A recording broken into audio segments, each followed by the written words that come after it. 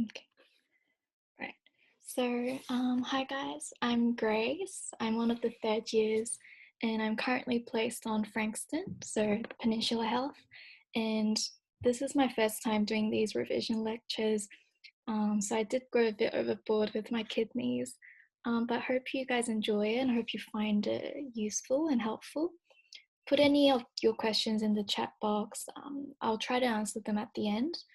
And anything that I talk about are on the slides or in the speaker's notes, so you don't have to write down anything. And I did attach a few links in the speaker's notes for your own reading. Okay.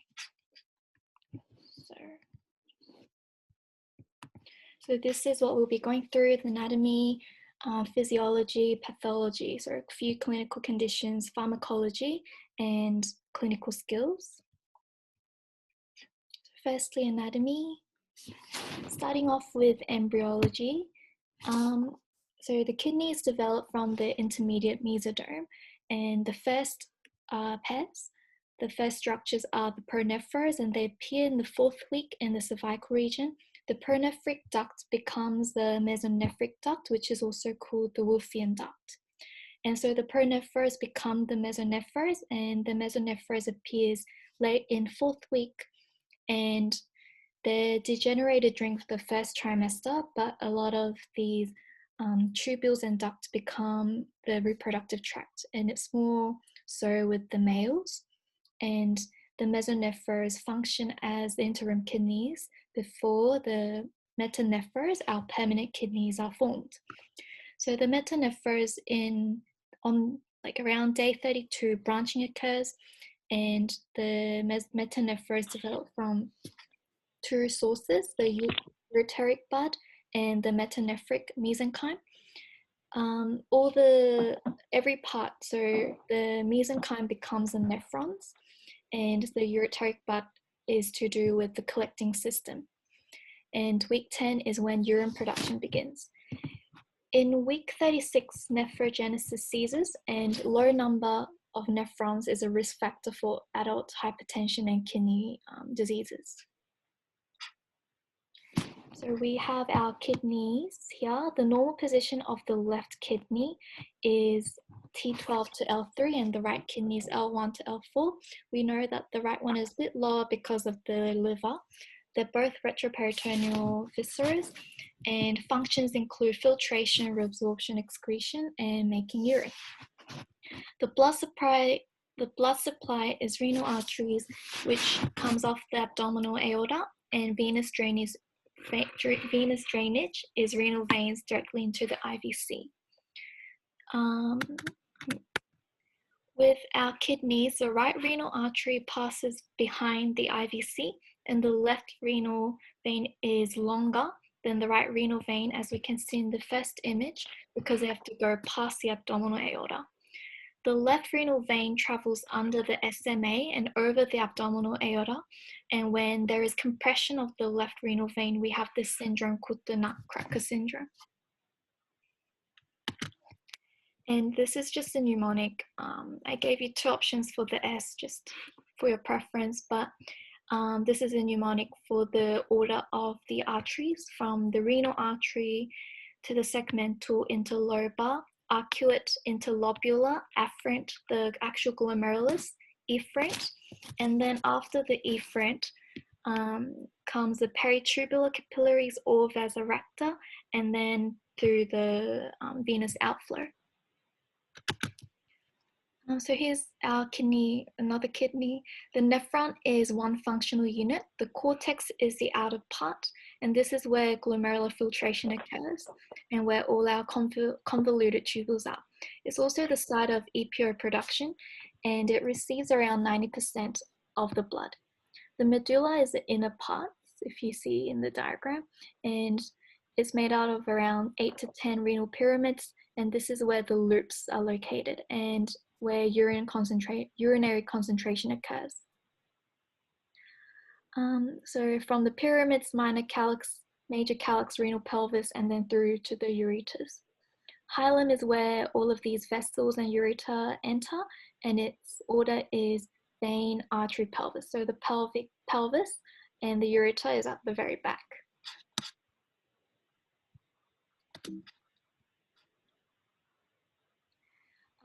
So next up is our kidney structure. The tubular system consists of the proximal convoluted tubule, the loop of Henle, and the distal convoluted tubule. And just remember that the collecting duct is not part of the nephron. The collecting duct originates from the ureteric bud and not the metanephric mesenchyme. So I guess this is when, I don't know if you guys still have Dr. Raz, but she'll say something like embryology, and that is, so anything that comes from the metanephric mesenchyme becomes a nephron. And urine production is amount filtered, amount plus amount secreted, take away, amount reabsorbed back into the body. Right. So the renal corpuscle is this diagram here. Is just the glomerulus, the Bowman's capsule, and the glomerular filtration barrier. The diagram looks busy, but it's just all we've talked about in one picture. And to our ureters. Ureters are muscular tubes that transfer urine by peristalsis from the kidneys to the bladder. And anything that moves by peristalsis has different layers of muscles. So the inner layer is the longitudinal muscle, and the outer layer is the spiral, sort of more the circular looking muscle. And this can be seen in the GIT as well because we move through peristalsis. And it's around 25 centimeters in length and transitional epithelium. It travels laterally to medially. It's I think the only structure that does this in the body, so it's a bit easier to identify. And the ureters pass under the uterine artery, so that's why we say water under the bridge.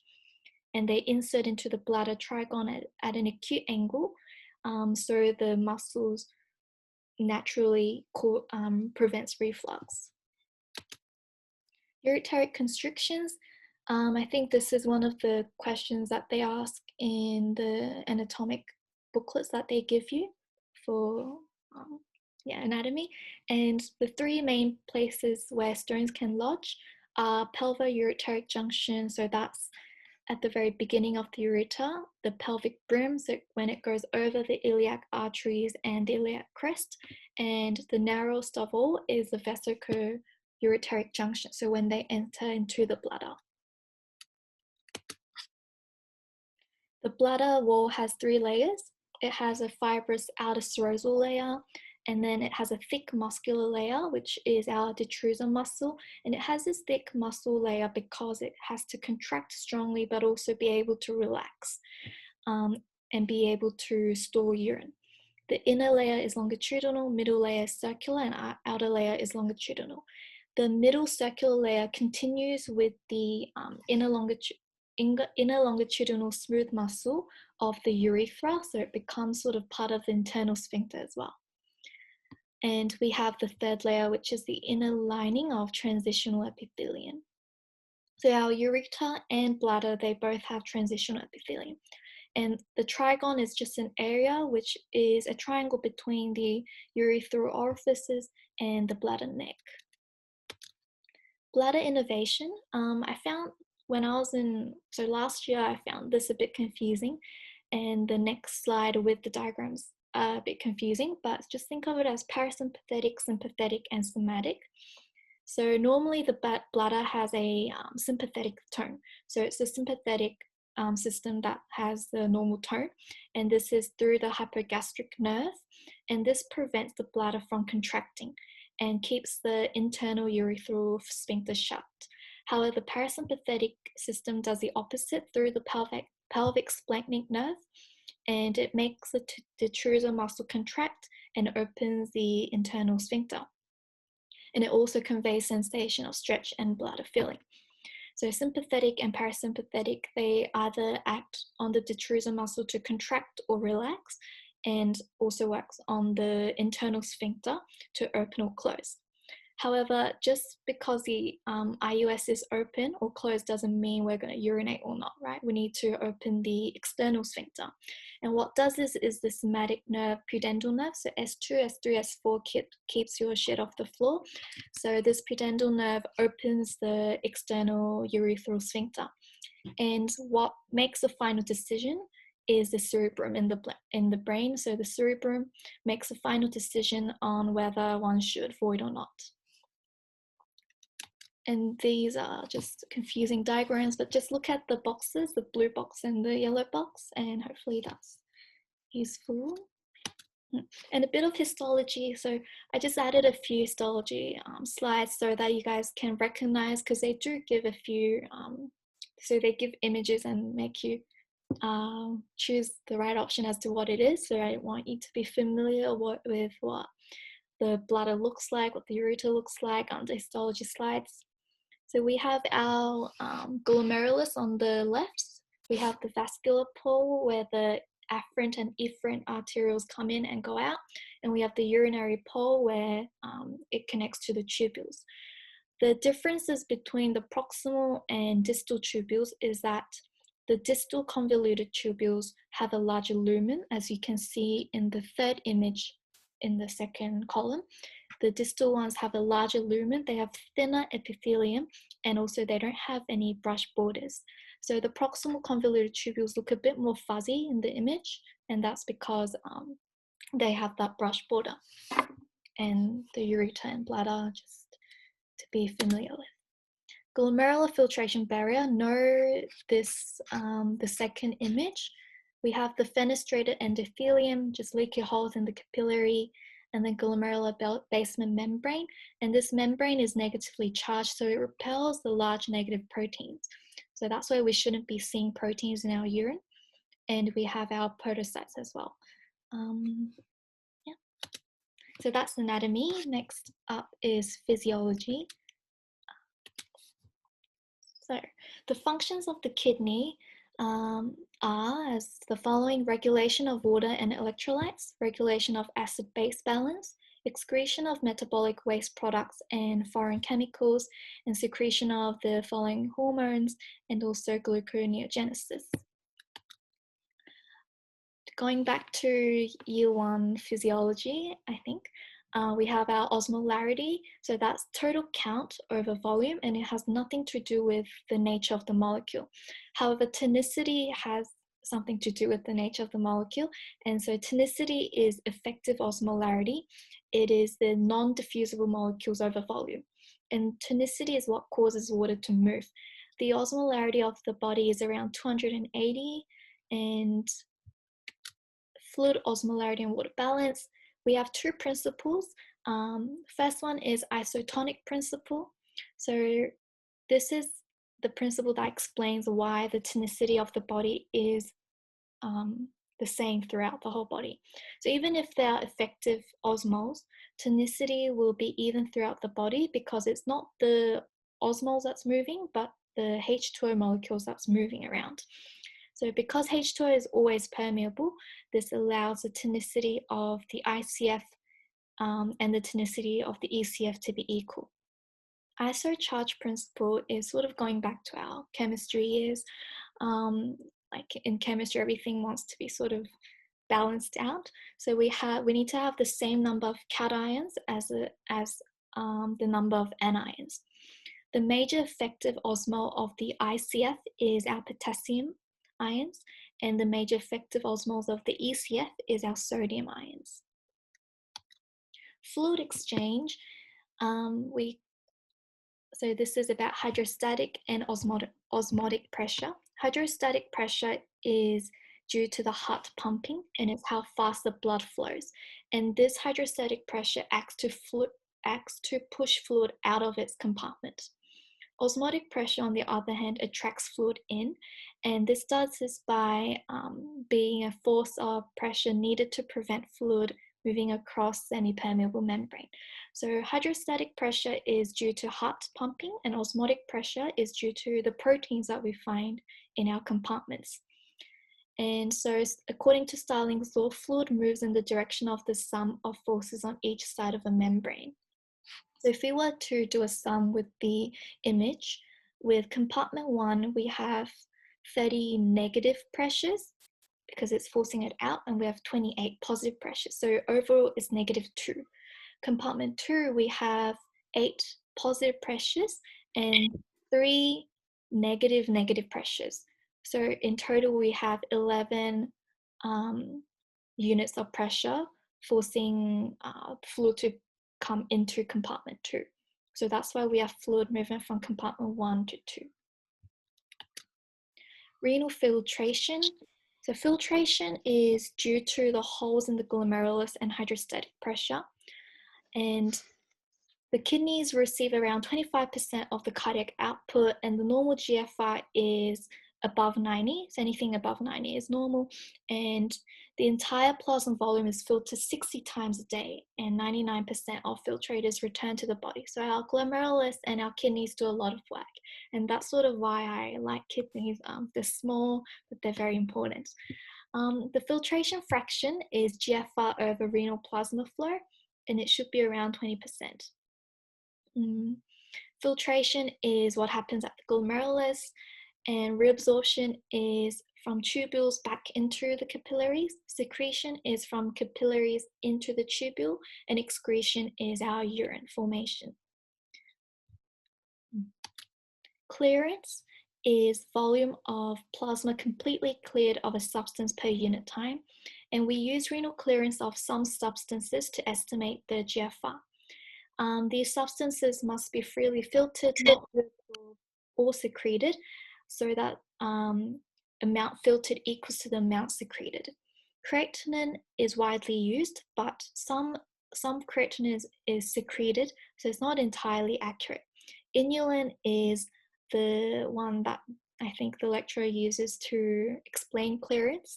It is the gold standard because it is filtered, and the amount filtered equals to the amount,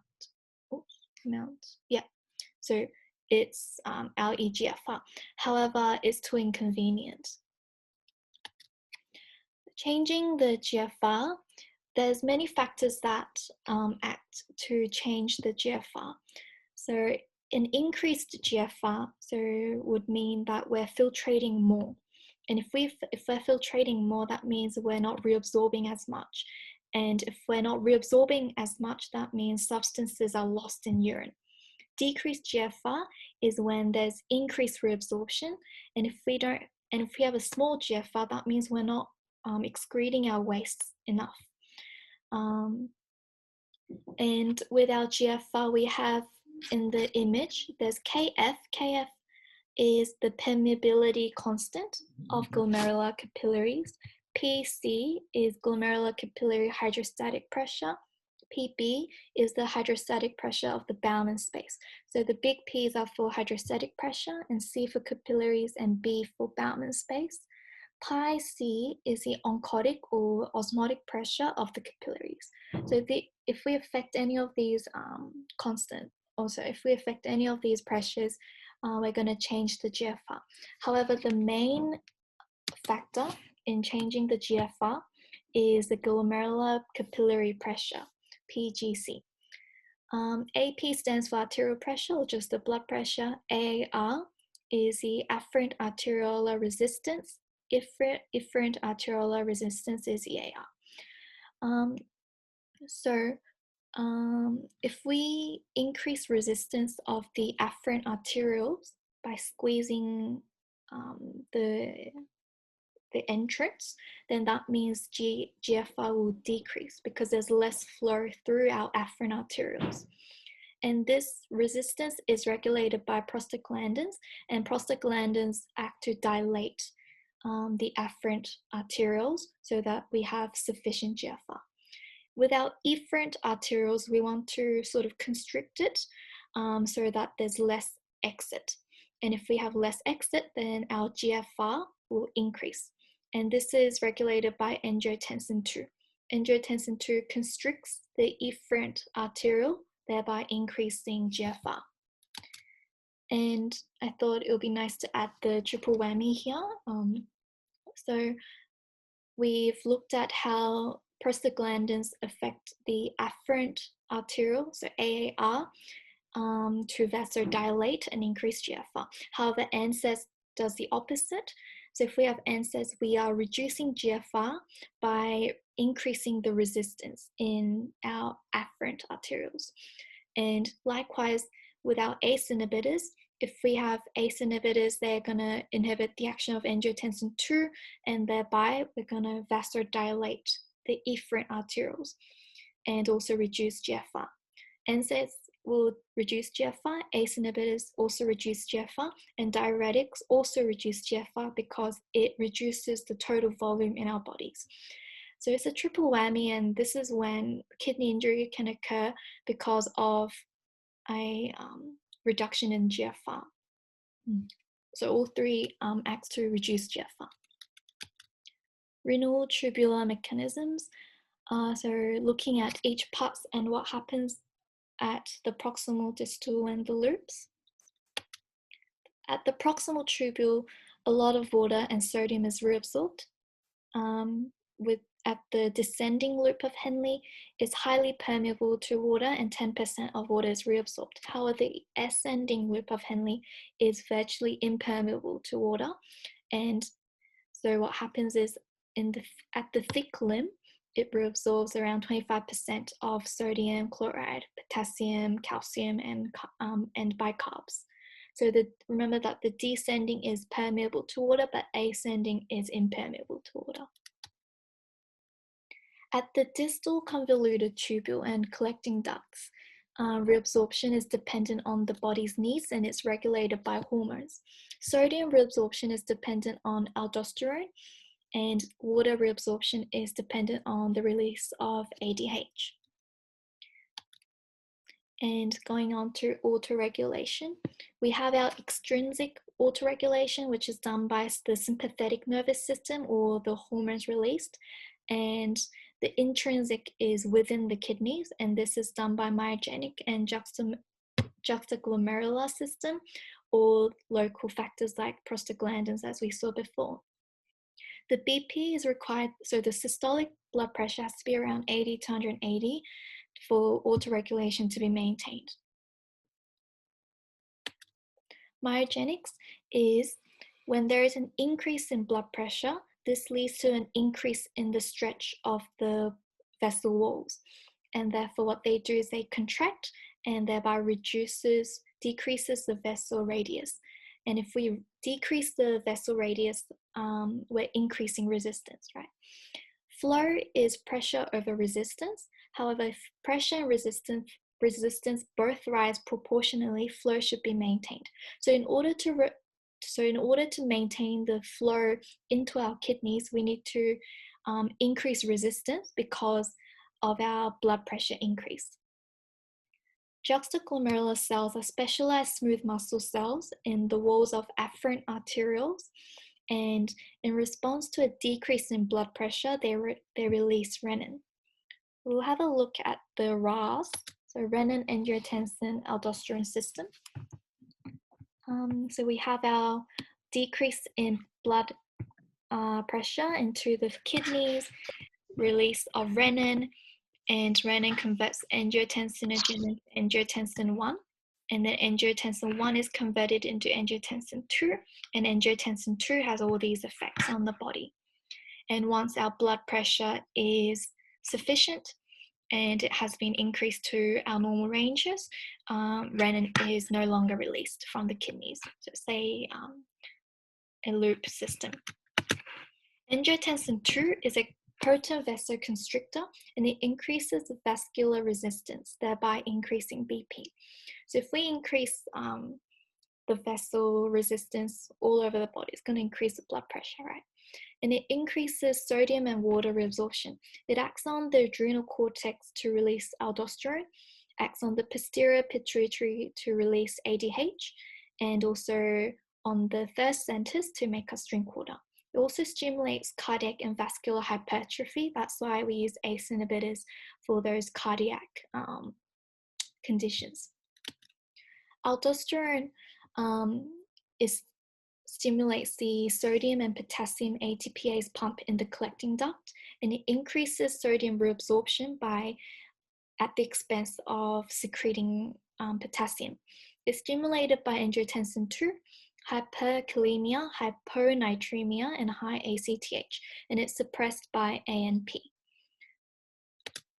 ADH is stimulated by plasma osmolarity, and effects are increases water reabsorption by those aquaporins, and also vasoconstriction, and ADH, like aldosterone, is inhibited by ANP. ANP is atrial natriuretic peptide, and it acts to dilate the afferent arteriole. It's secreted by the right atrial myocytes in response to high BP. So ADH, aldosterone, angiotensin II, they all act to increase the blood pressure, but ANP is released when blood pressure is high. And our sympathetic nervous system acts acutely to maintain the renal blood flow and blood pressure during times of blood loss and acute hypovolemia. Noradrenaline is released from the brain, and adrenaline is released from adrenal glands, and its effect is to increase sodium reabsorption. So if we're increasing sodium reabsorption, we're also increasing water reabsorption, because water moves with sodium. So this is our diagram again from Wikipedia. So into our acid and acid-base balance and handling of bicarb. The normal pH is around 7.4, and if we have a pH of 7.4, then that means our concentration of hydrogen ions is around 40 nanomoles per liter. But in our bodies, we make more acid than this. We make volatile acids like CO2. We make a lot of CO2, 15,000 millimoles every day. However, because they're volatile, we can breathe them off.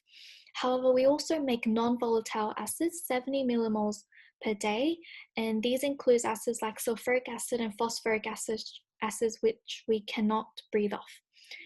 And in order to get rid of these non-volatile acids, we have two ways. One is the buffer system, where the H plus is attached to the bicarbs, and bicarbs are used up. And yeah, so buffer system uses bicarbs. And in the kidneys, we also have another way, and this is by reabsorbing and regenerating our bicarbs that's lost.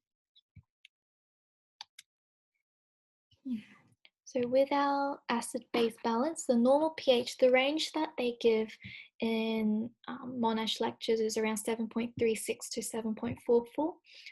Below 7.36 is acidosis, and above 7.44 is alkalosis. These are the normal values that you should be familiar with. So PCO2 around 40, bicarbs around 24, albumin around 40.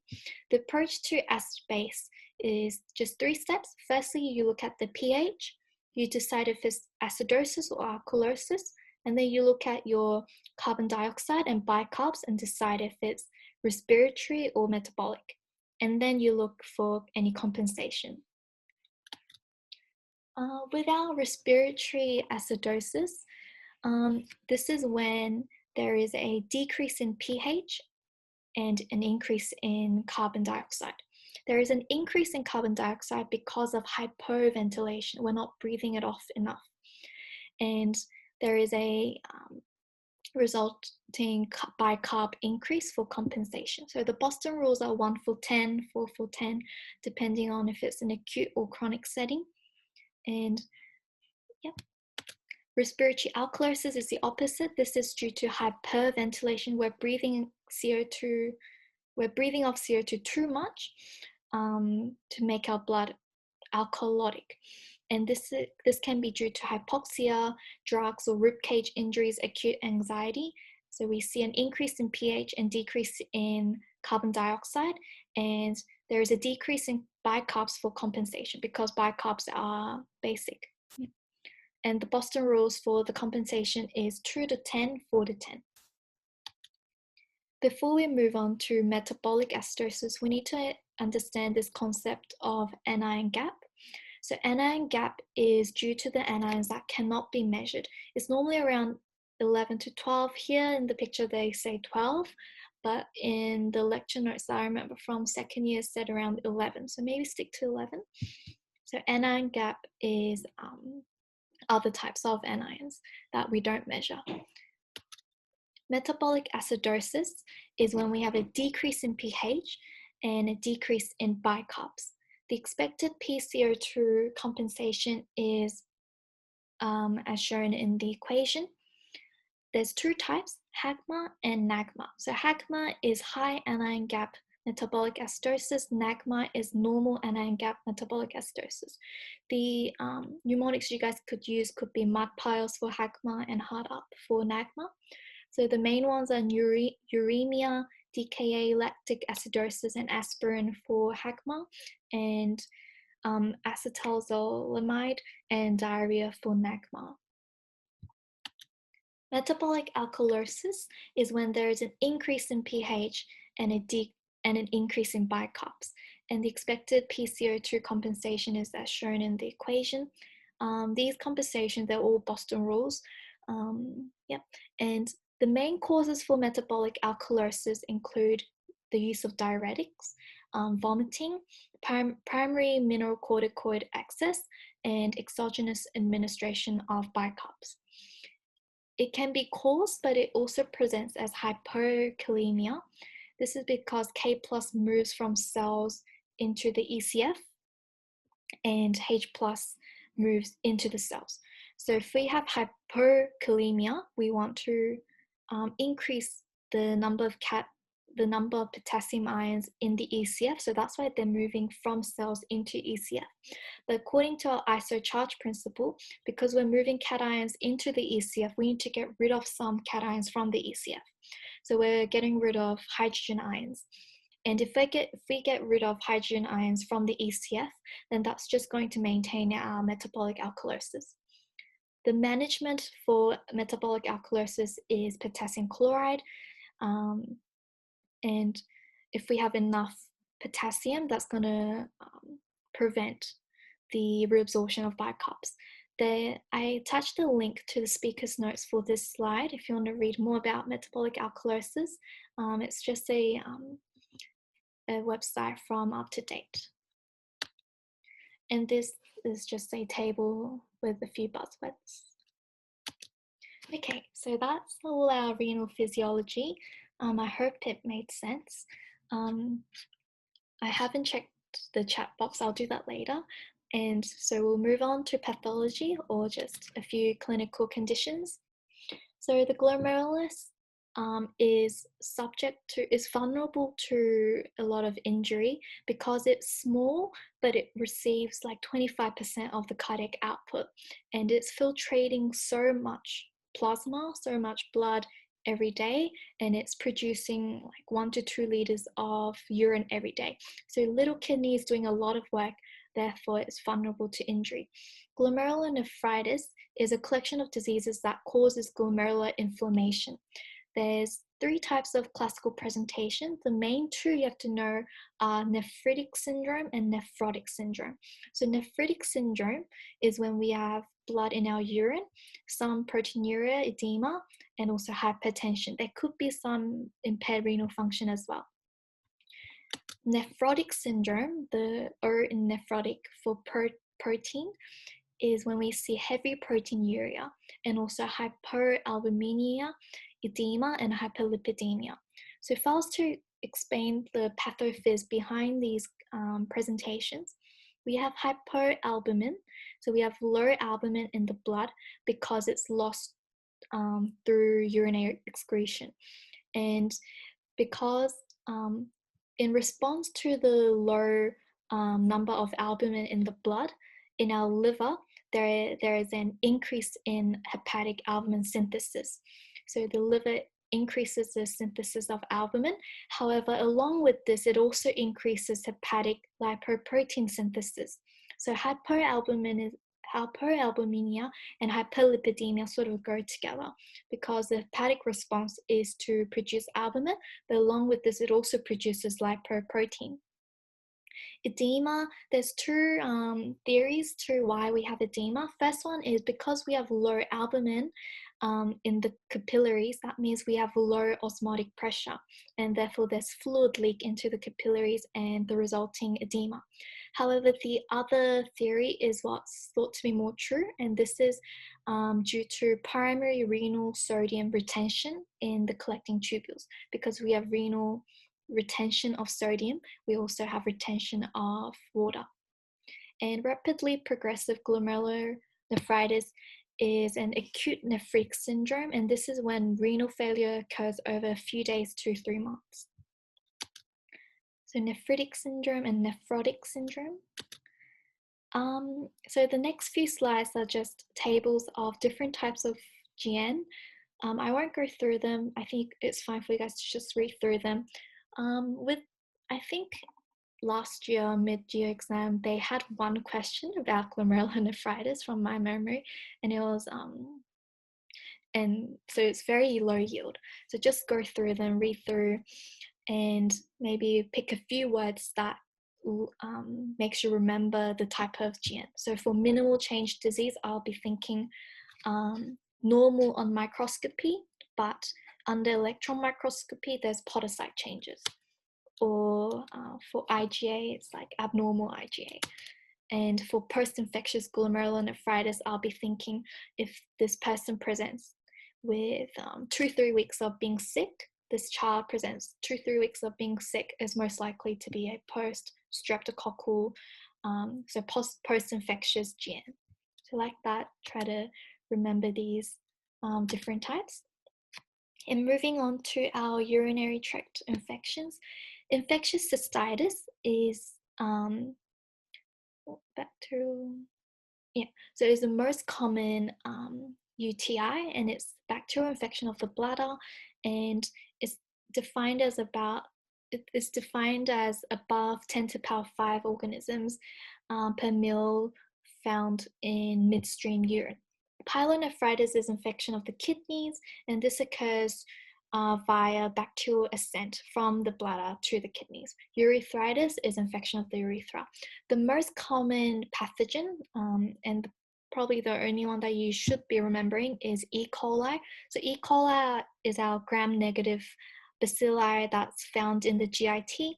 So the pathogenesis is periurethral colonization, so from the GIT, so the rectum, and then through the urethra into the bladder, and establishment in the bladder. And if it's pyelonephritis, it's further ascent into the kidneys. UTI is common, is mostly in sexually active females, and normally they all have normal urinary tracts. The risk factors include urinary tract abnormalities, being a female because of the shorter urethra, stasis of the urine, and foreign bodies, so increased risk if you have a catheter, and also if you're immunosuppressed. With our UTIs, we have our lower UTI cystitis and upper UTI pyelonephritis. Lower UTI presents as the following: dysuria, frequency, urgency, and sometimes suprapubic pain. Upper UTI as fever, back pain, vomiting, and costovertebral tenderness. So UTI, think of it as more local bladder kind of symptoms, but upper UTI more systemic symptoms like fever, vomiting. Investigations are the same. It's all to do with urinalysis. So with our urine dipstick, look for nitrites, leukocytes, blood, microscopy for leukocytes, bacteria, and also culture and sensitivity.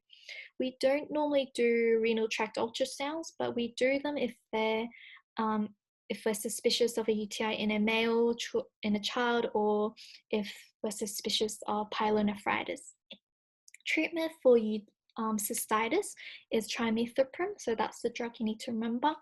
For pyelonephritis, we use different antibiotics, so gentamicin and amoxicillin. Urinary incontinence, there's different types. The two that I'll be touching on will be stress incontinence and urgency incontinence. So stress incontinence is due to an increased intra-abdominal pressure causing voiding when we don't want to. This could be by sneezing or coughing, and this is because the urogenital diaphragm, the muscles which support the external sphincter, is stretched. It affects a lot of women, and the management is mid-urethral sling. Urgency incontinence can be divided into non-neurogenic and neurogenic. With non-neurogenic, it's because the bladder contracts strongly and frequently. It's an overactive bladder, and management includes physiotherapy, anticholinergics, and Botox. Botox is third line. And without neurogenic urgency incontinence, is further divided into failure to stall and failure to void. Failure to stall is due to detrusor muscle overactivity and poor compliance. Failure to void is because there's loss of sensation and sphincter weakness. And acute kidney injury, AKI. Acute AKI is when there is an acute decline in kidney function leading to a rise in serum creatinine and or fall in urine output. So you have to remember creatinine, so CR, and urine output, UR. It also leads to impaired regulation of metabolic homeostasis, altered acid-base and electrolyte regulation, and impaired volume regulation. It can be due to various insults. So we'll have a look at the causes of AKI. They're split into three parts. So pre-renal, intrarenal, post-renal. Pre-renal is injury due to impaired kidney perfusion. So we're not having enough blood into the kidneys. Renal blood flow has decreased. Pre-renal causes are the most common cause for AKI, and it can lead to intrarenal damage if not promptly corrected. It includes things like hypovolemia, decreased cardiac output, systemic vasodilation like sepsis, and afferent arterial vasoconstriction. So anything that limits the blood flow to the kidneys can cause AKI. Intrarenal or intrinsic AKI is direct injury to the kidney parenchyma. So it's a structural injury, and it could be things like acute tubular necrosis, acute or chronic interstitial nephritis, glomerulonephritis like we saw before, diabetic nephropathy, amyloidosis, and vascular reasons. So anything that has caused injury to the kidneys can cause intrarenal AKI. Post-renal AKI is injury due to urinary outflow obstruction. So anything that causes obstruction to the urine outflow can cause post-renal AKI. These include things like ureteric, bladder, and urethral obstruction of any cause, and congenital structural abnormalities.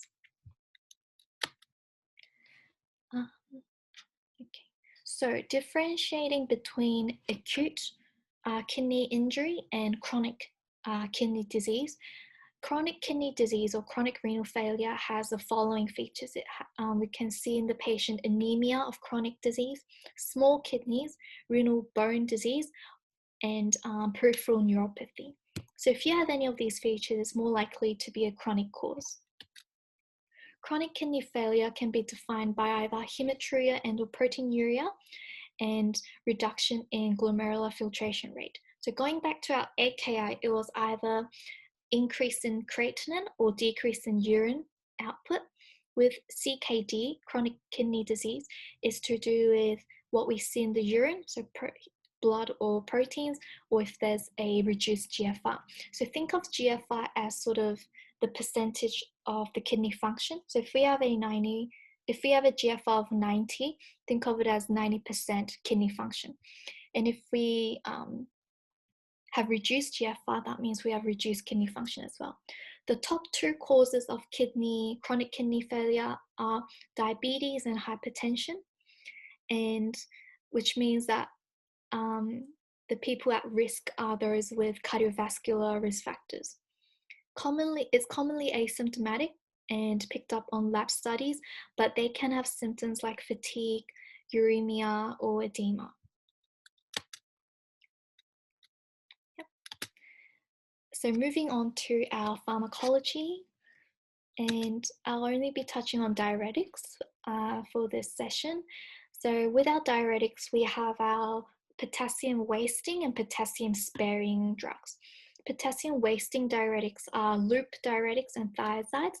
The most commonly used loop diuretic, the diuretic that you'll be seeing a lot on placements next year is Lasix. So no Lasix, no furosemide. It's our main diuretic, so main loop diuretic. Lasix or loop diuretics are used for edema associated with volume overload, and it works at the ascending loop of Henle. Thiazides are used for high blood pressure, edema related to heart failure, liver failure, and nephrotic syndrome, and it works at the distal convoluted tubules, and both of these diuretics are K+ wasting. The potassium sparing drugs are aldosterone antagonists and sodium channel blockers. So sodium channel blockers are used for similar indications as the thiazides, edema related to heart, liver failure, and nephrotic syndrome. And both aldosterone antagonists and sodium channel blockers are they work at the distal convoluted tubules and the collecting ducts. Oh, sorry, K+ sparing. So this is a diagram with an overview of the diuretics. So the reason why loop diuretics and thiazides are potassium wasting is because if you look at the co-transport that they block, so with our loop diuretics, they block the sodium potassium chloride co-transport, which results in the retention of sodium in the tubule. And if we look at the thiazide, it inhibits the reabsorption of sodium and chloride, and therefore results in the retention of sodium in the tubule again. So if we have a lot of sodium in the tubule, it goes down the distal tubules and then into the collecting duct. And collecting duct is where we have our aldosterone, and aldosterone mediates the reabsorption of sodium at the expense of potassium secretion. So if we have a high concentration of sodium at the collecting ducts, this aldosterone will be working really hard to reabsorb sodium and therefore excreting potassium. So that's why loop diuretics and thiazides are potassium wasting, because of this action at the end of the tubules. And again, aldosterone antagonists inhibit this action, therefore potassium sparing, and also sodium channels do something similar as well. Potassium sparing drugs are normally used in combination with the potassium wasting drugs. So our loop diuretics and thiazides, they're more effective in being diuretics. So we add on the potassium sparing drugs to prevent hyperkalemia. Another type of diuretics are our osmotic diuretics. So this is mannitol. The mode of action is it increases it increases plasma osmolarity and draws water out of the body. And indications are reduction of intraocular pressure, so in the eye, or reduction of intracranial pressure, and treatment of cerebral edema. And it has a quick half-life. So mannitol is used for more localized edema, whereas the other diuretics are for systemic diuretic effects. Yep, so our last part is clinical skills. So the things that I've included in these slides are mainly from the clinical skills booklet that I used. So it'll be similar for you guys, but it'll be good revision, hopefully. So with history, this is a mnemonic that I got from a previous renal revision lecture. I never used this mnemonic, it just didn't stick with me, but if you guys want a mnemonic, here it is. What I used was, I like to divide the history and system review questions into different characteristics of what could happen. So I would like to ask about the pain, if they have any loin pain, renal colic pain, dysuria, if they've been experiencing changes in how they urinate, so frequency, nocturia, retention, and so on. If they've saw any changes in the amount of urine that they're passing, and if they saw any changes in the appearance of the urine, so if there's a different color, or if it's frothy, it's proteinuria, if there's smelly, if there's a bit more dark in color, it's likely to be hematuria. If they've had any systemic symptoms like fever, and if you're suspicious of CKD, you would ask about symptoms like symptoms like edema, anorexia, itch, so pruritus, vomiting, bruising, and hiccups. So I like to divide the history into parts so that it makes sense for me. But if you like the mnemonic, go for it. Yeah, for UTIs, we will be asking about dysuria, frequency, urgency, and incontinence. For prostate enlargement, we'll be asking about frequency, persistency, posturing, dribbling, nocturia, pissenda, and retention. And again, these are all in the speaker's notes. Examination-wise, we have the peripheral examination and the abdominal examination. So peripheral examination, we always start with general inspection of the patient. If they're smelling a bit fishy or if their complexion is a bit different, always mention vitals, and then we look at the hands and arms. Don't forget your flap, exteresis, and then we look at the face for jaundice, anemia, and also we need to look at the eye as well, because the number one cause for CKD, chronic kidney disease, is diabetes. And if this patient has diabetes for a long time, it's likely they might have changes in the eye as well. And then going down, looking at the neck, legs, and also spine. Sorry, it's palpate the spine, not palpate. And then the abdominal examination is similar to GIT. If you're running out of time, do the organ specific to the urinary tract first, so renal system first. But otherwise, if you have enough time, I think I like to do it systematically like a GIT exam. So inspection, palpation in that order, percussion of the major organs, auscultation, not for any bowel sounds, but for bruits of the aorta or the renal arteries.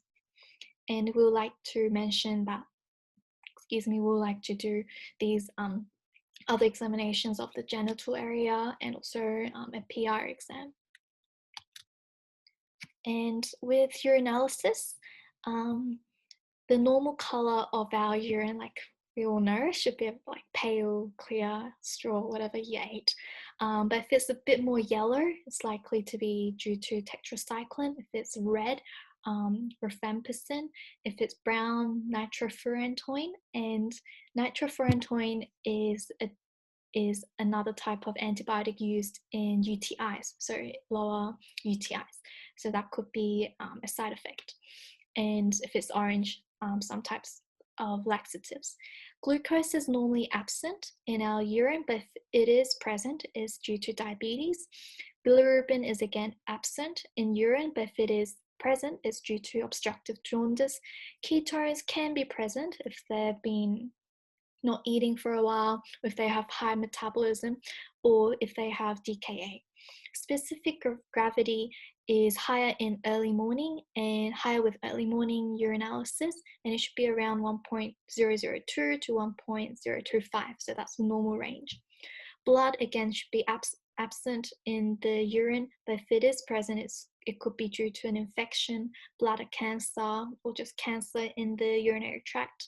A false negative with high vitamin C can be also seen. pH, if it's low, it could be renal tubular acidosis. Protein is again absent in our urine, and again, going back all the way to one of the first few slides, is because protein is negative. The negative proteins are repelled due to the negative lining of the filtration barrier. But protein can be present if due to high level of exercise or glomerulonephritis.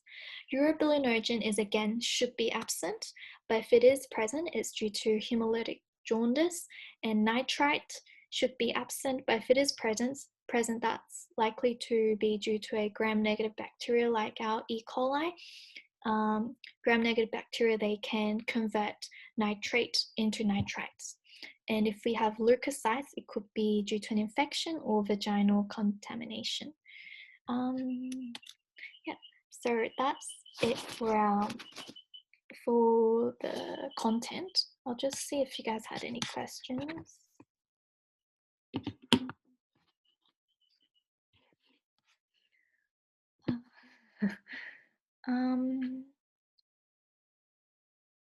Is there an equivalent of the uterine artery that the ureters pass under in males?